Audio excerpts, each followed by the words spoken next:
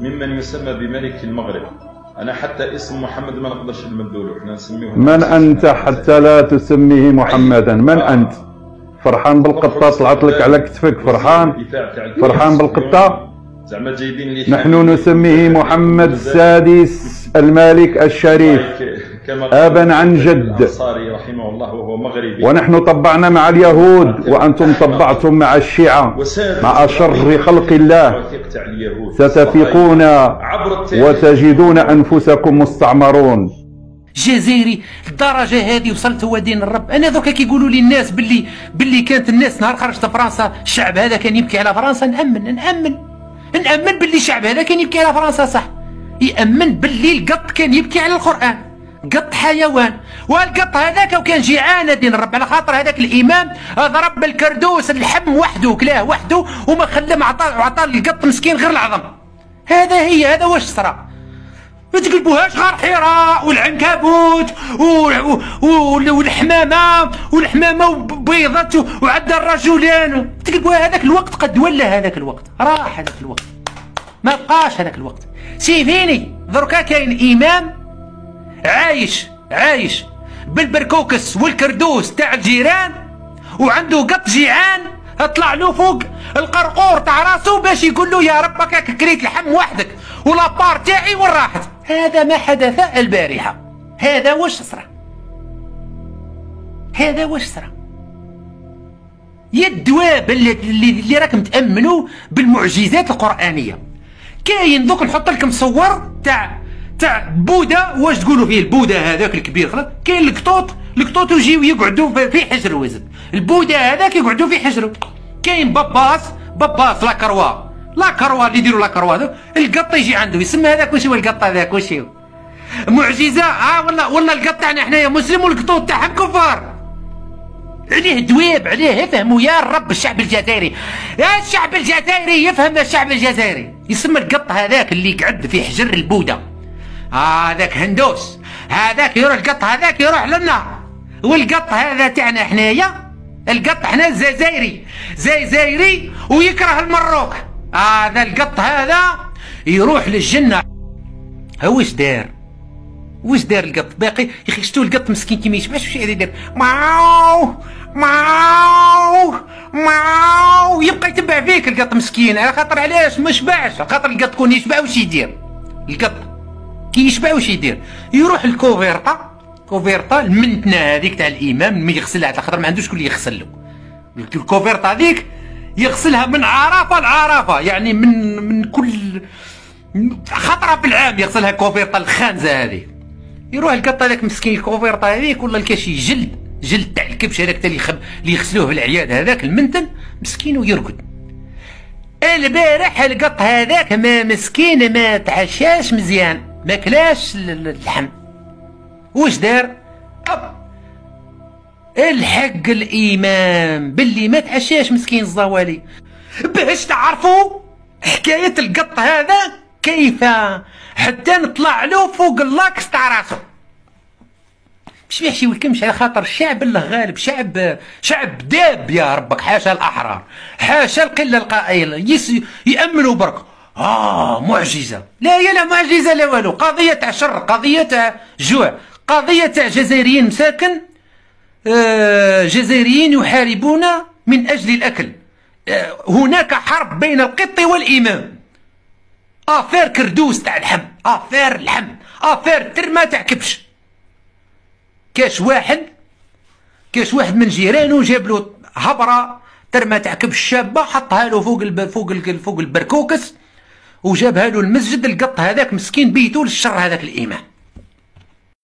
السلام عليكم ورحمة الله وبركاته. رسالة ردا على الإمام الجزائري الذي احتضن القطة واحتضنته، وكان هذاك المقطع مؤثر وصراحة معجب بكل الأمة الإسلامية وخاصة نية كتاب الله سبحانه وتعالى في هذا الشهر المبارك، والقطة تأتي إلى عنقه ويحتضنها وتحتضنه. هذه معاملة إنسانية، ولكن هناك معاملة لا أخلاقية وتربوية اكتشفناها من الشيخ بعد ما رأينا الفيديو. من بعد اكتشف بأنه قال ما فينا، قال ما لا فينا وسأل لملكنا. نحن الشعب الطيب، شعب الأصول والجذور والعروق، أبناء المملكة المغربية الشريفة التي بنت على أصل وأخلاق وتربية، وليس حقد ولا كراهية كما أنت في وطن تقول أننا شعب مقهور. شعب مقهور؟ من هو المقهور في بلده الذي له الثروات بالخيرات بالغاز والبترول، ولكن لا نرى هذا الخير في بلدكم ولا في عيشكم، بالعكس أنتم الذين مقهورين ومضغوطين ومستعمرين من فرنسا. فيا شيخ التزم حدودك، أنت داعية للخير،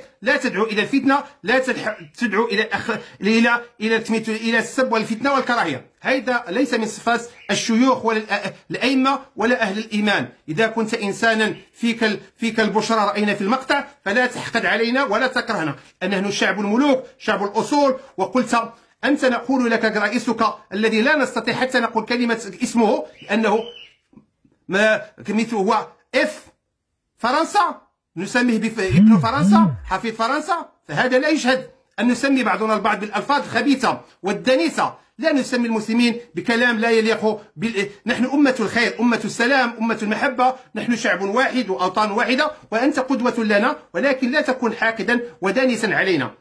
احترم نفسك لكي نحترمك. كنت دخلت في قلبنا، ولكن خرجت من قلبنا بمعاملتك اللا أخلاقية والتربوية، لأن الشعب المغربي شعب الطيبوبة، شعب الأخلاق، شعب الكرم، شعب الجود، ابن الأصول والملوك. لا تقارن دولة استعمارية ولها نظام عسكري قتل أبناه وشرد أبناه، لا يعرف الأخلاق ولا التربية، فقط يزرع الفتنة والكراهية والعداء ما بين الشعبين وقطع العلاقات في كل المجالات. فأنت تعرف من يسيرك. ما زلت فرنسا تسيرك. أنتم فرنسا الثانية، أنتم فرنسا الثانية بنظامكم السياسي القمعي والبطشي الذي لا يريد وحدة ولا اتحاد ولا أخوة ولا صلاح ولا أن نكون أمة واحدة. فأنت جزء من النظام الذي تستعمل الحقد والكراهية، أنت جزء من النظام الذي تريد الفتنة والكراهية في المنطقة، ولا تشرف أن تكون فيها المنبر، لأن المنبر يتلو فيه كتاب الله والأخوة والمحبة والصفاء والنقاء من أجل الأمة الإسلامية والعربية. أتمنى هذا الفيديو أن يصلك وأن تسمعه من إنسان ذو أصول وتربية حسنة من مملكة مغربية شريفة.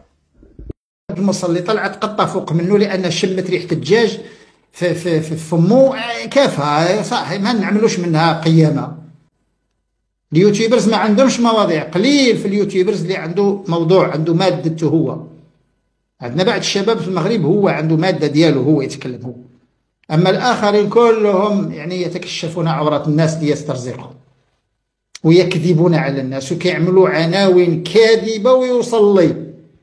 عامل عنوان كاذب ليكسب وهو يصلي وعنده لحية، يصلي وعنده لحية وعافي هذا الموسطاش واللحية طويلة، وقال لي عنده واحد فطر، هذوك الفطريات التي تصيب الجلد في الجبهة كيسموها هما راه السجدة، أثر السجود. لا زالوا يستحمرون الناس، لا زالوا كيضحكوا على الناس، لا زالوا كيضحكون على السدج. هذيك راه ماشي عسيمام في موجب، هذيك راه فطر ينبت ملي الدم يجتمع تما، راه فطر في جبهتك، هذاك راه مرض، راه ماشي أثر السجود هذاك. فهذا يعني عامل لحية وسارق الفيديو وكيكذب على الناس وكيصلي. ماذا تقولون في هؤلاء؟ ألم أقل لكم إنهم مخلوقات عجيبة؟ ما صدقتونيش والله، مخلوقات عجيبة، لا في عقولهم ولا في دينهم ولا في حياتهم ولا في حتى نظراتهم للناس. كيشوف فيك كيرعبك، حتى نظراتهم للناس مرعبة، حركاتهم مرعبة، كلامهم مرعب، حتى رائحتهم يعني خبيثة. مخلوقات عجيبة تعيش معنا في هذه المجتمعات. حكم ايه؟ ما لا حكم القطة؟ القطة قطة. كيف ستنقض وضوءك؟ يعني إذا مسكتها تنقض الوضوء؟ لا، ما تنقضش الوضوء، لا تنقض الوضوء، إنها ليست بنجس، إنها من الطوافين عليكم والطوافات. حكم استخدام الرجل كريم لإزالة أثر السجود ليتخلص من كلام الناس. لا أنصح أن يفعل. شرف له، شرف له، شرف له، فإن الله قال سيماهم في وجوههم من أثر السجود. سائل يسأل عن سبب ظهور أثر السجود على جباه بعض الأشخاص وعدم ظهورها على آخرين. لذلك أسباب كثيرة، منها إطالة السجود، منها السجود على حصير مثلا، وهذا يسجد على سجاد لا تظهر، منها جبلات بعض الجلود تختلف في جبلاتها، خلقها أحسن من الطبيعة التي يقولونها.